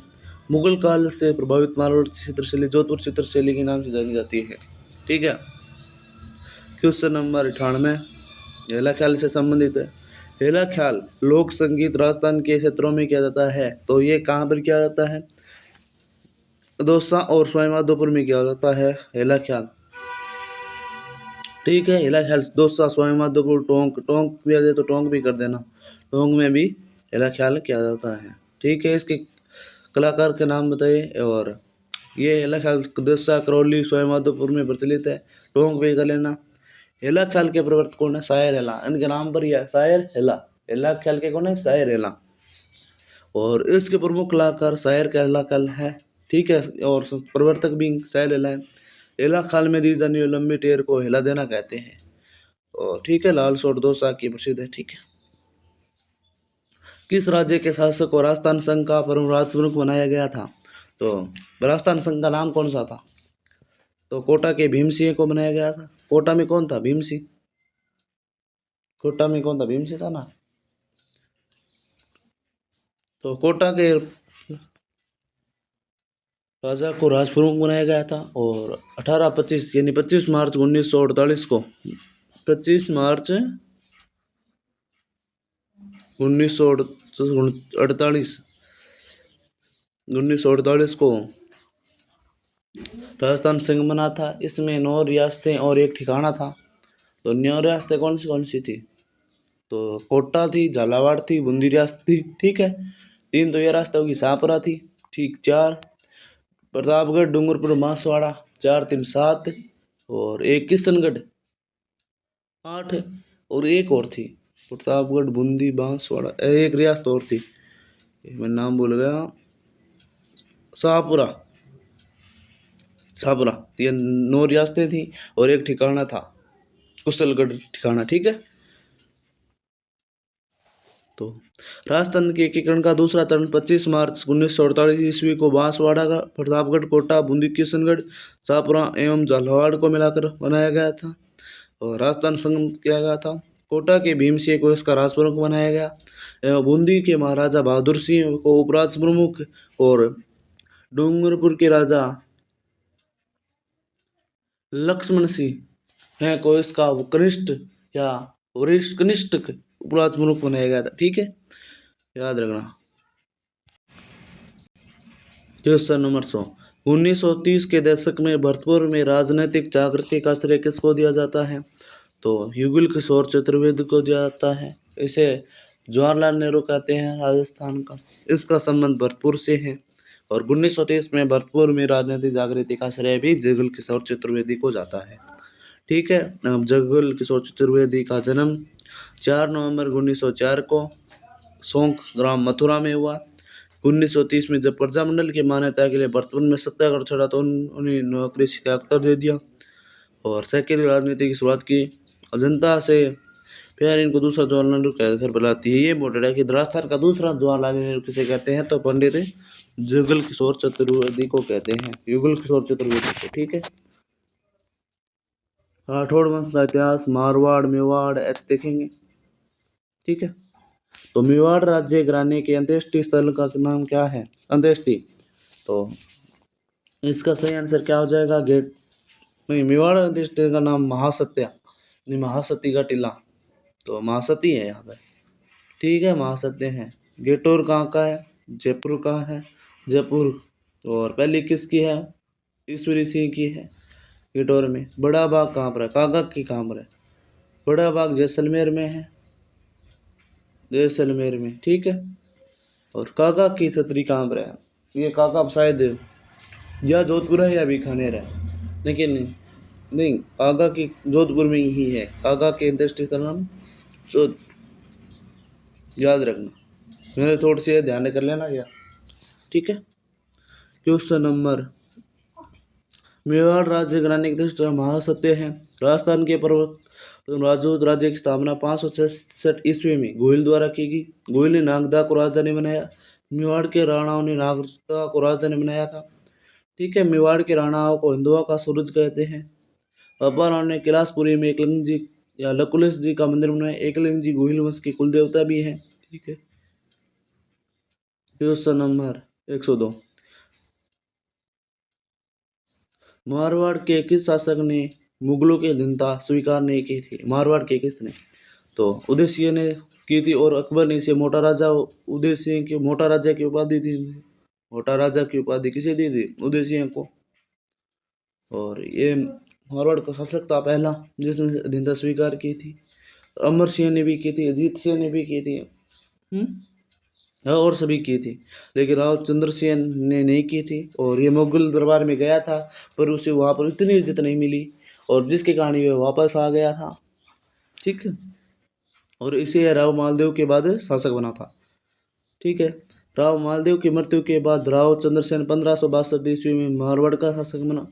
1564 ईस्वी में अकबर हुसैन कुली खान के नेतृत्व में सेना भेज जोधपुर अधिकार कर लिया। किसके नेतृत्व में? अकबर ने। अकबर हुसैन कुली खां के नेतृत्व में 1564 में अकबर ने उसको हुसैन कुली खां के नेतृत्व में। और राव चंद्रसेन पहला राजपूत शासक जिसने अकबर की अधीनता स्वीकार नहीं की। राजभर दरबार छोड़कर आजीवन जंगलों और पहाड़ों में भटकते रहे, मुगलों पर घाव मारते रहे। ठीक है। अब आप अकबर महाराणा प्रताप करेंगे, लेकिन महाराणा प्रताप क्यों नहीं करा? क्योंकि महाराणा प्रताप 1572 में शासक बना था, जबकि 1562 में ही शासक बन गया था। इसके कारण पहला कुछ लिया तो चंद्रसेन ने ही करना है। ठीक है। क्वेश्चन नंबर 103, साहिबदीन नामक चित्रकार मेवाड़ के किस शासक का संरक्षण प्राप्त था? तो साहिबदीन, तो ये महाराणा अमर सिंह क्या था? नहीं, महाराणा जगत सिंह के टाइम में था साहिबदीन। ठीक है। साहिबदीन किसके समय था? महाराणा जगत सिंह के शासन में टाइम था। महाराणा जगत सिंह के टाइम में साहिबदीन नामक चित्रकार रहता था। मेवाड़ के महाराणा जगत सिंह ने साहिबदीन नामक चित्रकार को संरक्षण दिया। साहिबदीन ने कौन से चित्र बनाए थे? रागमाला का चित्र बनाया। महाभारत और रामायण की विषय वस्तु को अपने चित्रों में शामिल किया था। किसने? जगत सिंह के टाइम में साहिबदीन ने। ठीक है। Question number 104। 1818 ईस्वी में कंपनी की ओर से राजपूत राज्यों से संधि करने वाला अधिकारी कौन था?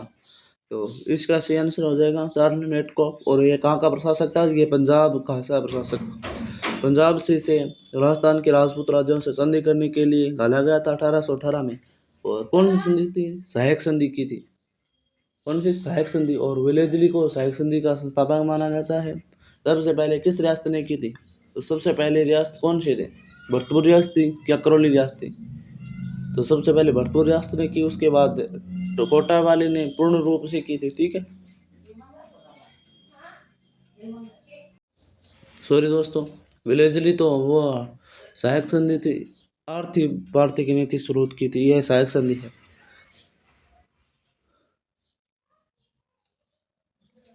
यानी राजस्थान की लगभग सभी रियासतों ने 1818 तक गवर्नर जनरल हेस्टिंग्स के कार्यकाल में अधीनस्थ गठबंधन की ब्रिटिश संधि कर ली। कंपनी की ओर से राजपूत राज्यों में संधि करने वाले अधिकारी मेटकॉफ था। अलवर, भरतपुर एवं धौलपुर राज्यों ने लॉर्ड वेलेजली के कार्यालय में ही सहायक संधि कर ली थी। वेलेजली सहायक संधि वेलेजली है, जबकि आर्थिक अधीनस्थ संधि कह सकते हैं 1818 में हेस्टिंग्स ने की थी। ठीक है। Question number 105।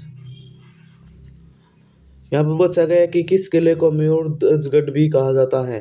तो इसका सही आंसर क्या होगा? तो इसका सही आंसर जो है मेहरानगढ़ को मेवाड़गढ़ भी कहते हैं। मेहरानगढ़ कहाँ पर है? जोधपुर में है। उसका निर्माण किसने करवाया था? तो कमेंट में बता देना।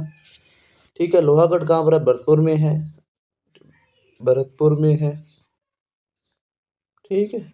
और रणथंभौर सवाई माधोपुर में, सवाई माधोपुर में। ठीक है। तारागढ़ अजमेर में भी है और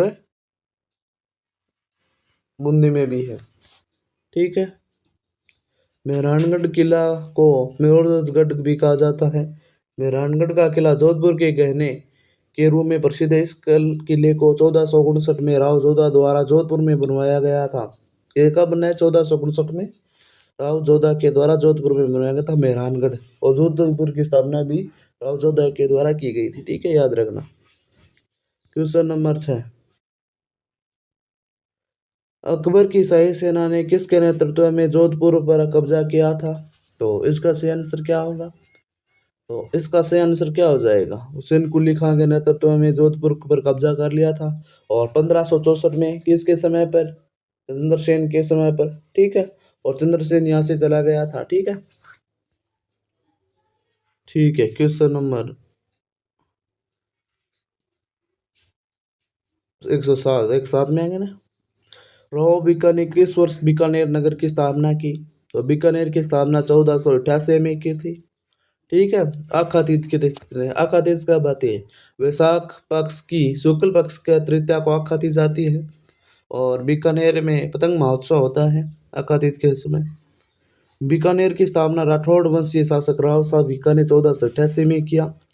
इसकी स्थापना में नेहरा नामक जाट ने भी राव बीका का सहयोग किया था, जिसके कारण इस नगर का नाम बीकानेर पड़ा। Question number 108। किस बीकानेर ने मुगल सम्राट अकबर की अधीनता स्वीकार की? और लूणकरण ये पहले ही मर चुका था, इस कारण यह नहीं करेगा। राव बीका यहाँ पर। ठीक है। बीका तो ने बीकानेर की स्थापना की थी 1488 में। और उस समय वो अकबर था ही नहीं। राय सिंह ने भी की थी और कल्याणमल ने तो राव कल्याणमल ने अधीनता स्वीकार की, जिसके बाद उसके वंशज तो स्वयं ही अधीन हो गए। ठीक है। और ये कनिष्ठ अभियंता विद्युत डिप्लोमा धारक 2020 में पूछा गया था। तो देखिए व्याख्या देख लीजिए। बीकानेर के राव कल्याणमल नवंबर 1570 ईस्वी में अपने पुत्र राय सिंह प्रत्युषात के साथ नागौर में अकबर के दरबार में समक्ष उपस्थित हुए और उन्होंने अकबर की अधीनता स्वीकार कर ली, जिन्होंने 1542 से 74 तक शासन किया। खाना के युद्ध में राव कल्याणमल ने राणा सांगा की तरफ से युद्ध में भाग लिया था। किस युद्ध में? खानवा के युद्ध में। लेकिन बाद में उन्होंने अकबर के देंदा स्वीकार कर लिए थे। बीकानेर के राज्य तथा मुगलों के बीच प्रथम संधि पर हस्ताक्षर करने वाला शासक कल्याणमल था, जिसकी व्याख्या हमने देख ली है।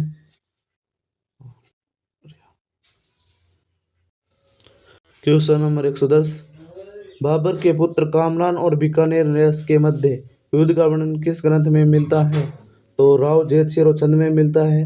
और बाबर के पुत्र कामरान ने जूनागढ़ बटनेर का अधिकार कर लिया था, लेकिन बाद में पुनः जेतसिंह ने उसे हरा दिया था और वहां पर पुनः बटनेर पर अधिकार कर लेता है राव जेतसिंह ने। और जेतसिंह 1541 ईस्वी में मारा जाता है मालदेव के साथ युद्ध करते हुए।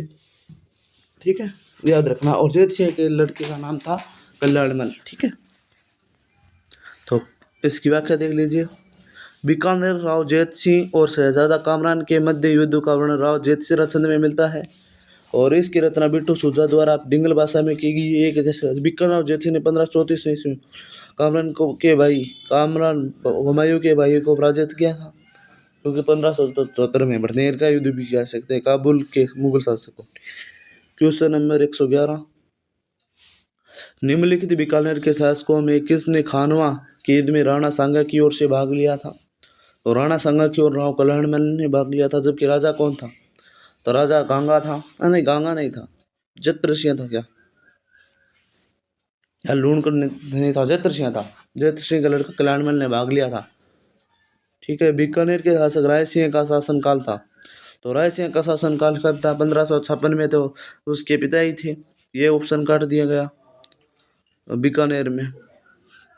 तो इसका सही आंसर क्या हो जाएगा? 1574 से 1612 ईस्वी तक था रायसिंह का शासनकाल। 1574 से 1612 तक। ठीक है, याद रखना। और ये देखिए कितने परीक्षाओं में पूछा जा चुका है। मैंने कहा ना, रिपीट होती है बार बार क्वेश्चन। बीकानेर के शासक रायसिंह का शासनकाल 1534 से 1612 ईस्वी तक था। राव रायसिंह 1574 में महाराजा धीराज की उपाधि के साथ बीकानेर के शासक बने। इन्होंने बीकानेर में जूनागढ़ का दुर्ग का निर्माण करवाया था। किसने करवाया था? राव रायसिंह ने बीकानेर में जूनागढ़ दुर्ग का निर्माण करवाया और महाराजा धीराज की उपाधि रायसिंह ने धारण की। राजपुताने का कारण रायसिंह को कहा जाता है। राव रायसिंह को राजपुताने का कारण मुंशी देवी प्रसाद ने कहा है। 1574 ईस्वी में अकबर की सेना ने जोधपुर पर अधिकार कर लिया। तत्पश्चात बादशाह अकबर ने राव रायसिंह को जोधपुर का प्रशासक नियुक्त किया दिया। राव रायसिंह की मृत्यु के बुरहानपुर में हुई थी। कहाँ पर हुई थी? बुरहानपुर में रायसिंह की मृत्यु हुई थी। ठीक है, राव रायसिंह को राजपुताने का कारण किसने कहा? तो अभी देखा है, तो मुंशी देवी प्रसाद ने कहा है। ठीक है, और 1574 में अकबर की सेना के अधिकार के बाद जोधपुर का प्रशासक किसे बना दिया गया था? तो बीकानेर के रायसिंह को बना दिया था 1574 में। और फिर पुनः 81 से 83 खालसे घोषित थी और 83 के बाद मोटा राजा उदय सिंह को जोधपुर का प्रशासक बना दिया था। क्वेश्चन नंबर 15, किस राजा की मृत्यु बुरहानपुर में हुई थी? तो रायसिंह की मृत्यु बुरहानपुर में हुई थी। तो ये प्रश्न देखिए, अकबर द्वारा निम्नलिखित में से किस शासक को शहंशाबाद, नूरपुर की जागीर और राय की उपाधि दी थी? रायसिंह को दी थी। तो इसका सही आंसर क्या होगा? रायसिंह को। तो अकबर द्वारा निम्नलिखित शासक को शहंशाबाद व नूरपुर की जागीर दी और राय की उपाधि दी गई थी। तो रायसिंह को दी। ठीक है, तो इसका सही आंसर बता दिया था बीकानेर के राय। अरे यार, सॉरी बीकानेर के रायसिंह को। व्याख्या दे ली थी। अकबर ने रायसिंह को मेवाड़ अभियान के समय सलीम के साथ भेजा। अकबर ने अपनी की सेवा से संतुष्ट होकर शहंशाबाद में नूरपुर की जागीर बीकानेर के रायसिंह को दी और राय की उपाधि दी थी। ठीक है, याद रखना। बीकानेर के इतिहास में कौन सी ख्यात अति लाभदायक है? तो दयालदासरी ख्यात है और इसकी घटना है वो बीकानेर के शासकों से लेकर रायसिंह तक की मिलती है। इसमें राजा के दैनिक जीवन की गणना का वर्णन कवि दयालदास द्वारा रचित दयालदास ख्यात में राव बीका से महाराजा सरदार सिंह तक, रायसिंह नहीं सरदार सिंह तक के समय का वर्णन है। बीकानेर के इतिहास को जानने में यह प्रमुख स्रोत है। नैणसीरी ख्यात राजस्थान की सबसे पुरानी ख्यात है, जो कि मारवाड़ के इतिहास के लिए महत्वपूर्ण है और उनमें कई और भी है। ठीक है। बीकानेर के शासक कर्ण सिंह किस मुगल सम्राट के समकालीन थे? बीकानेर के कर्ण सिंह, तो ये कर्ण सिंह किसके थे? राय सिंह के लड़के थे और ये शाहजहां और औरंगजेब के समय थे कर्ण सिंह। बीकानेर का कर्ण सिंह मुगल सम्राट शाहजहां एवं औरंगजेब के समकालीन थे। इन्होंने साहित्य कल्पद्रुम की रचना की। इनके दरबारी विद्वान गंगानंद मैथिली ने काव्य डाकिनी तथा कर्णभूषण नामक ग्रंथ लिखे हैं। तो किसने लिखे? गंगानंद मैथिली ने काव्य डाकिनी और कर्णभूषण नामक ग्रंथ लिखे, जो कि बीकानेर के कर्ण सिंह के गुरु थे।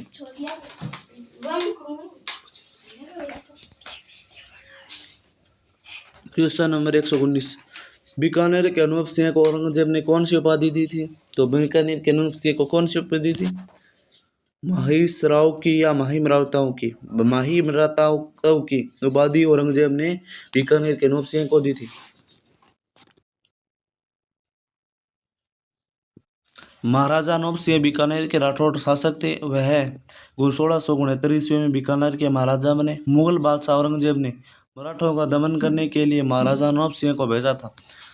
तो अनूप सिंह की वीरता से प्रभावित होकर औरंगजेब ने उन्हें माही मराठाओं तथा महाराजा की उपाधि से सम्मानित किया था। क्वेश्चन नंबर 120, बीकानेर के कौन से शासक को उसकी वीरता से प्रभावित होकर औरंगजेब ने माही मराठाओं की दी थी? तो अनूप सिंह को माही मराठाओं की उपाधि किसने दी थी? औरंगजेब ने दी थी। ठीक है, धन्यवाद पूरा वीडियो देखने के लिए। चैनल को सब्सक्राइब करो, टेलीग्राम से जाकर जुड़ जाओ और शाम को एक क्लास और होगी ऐसे ही प्रश्नों की, ताकि आपके लिए महत्वपूर्ण हो जाए सिलेक्शन लेना।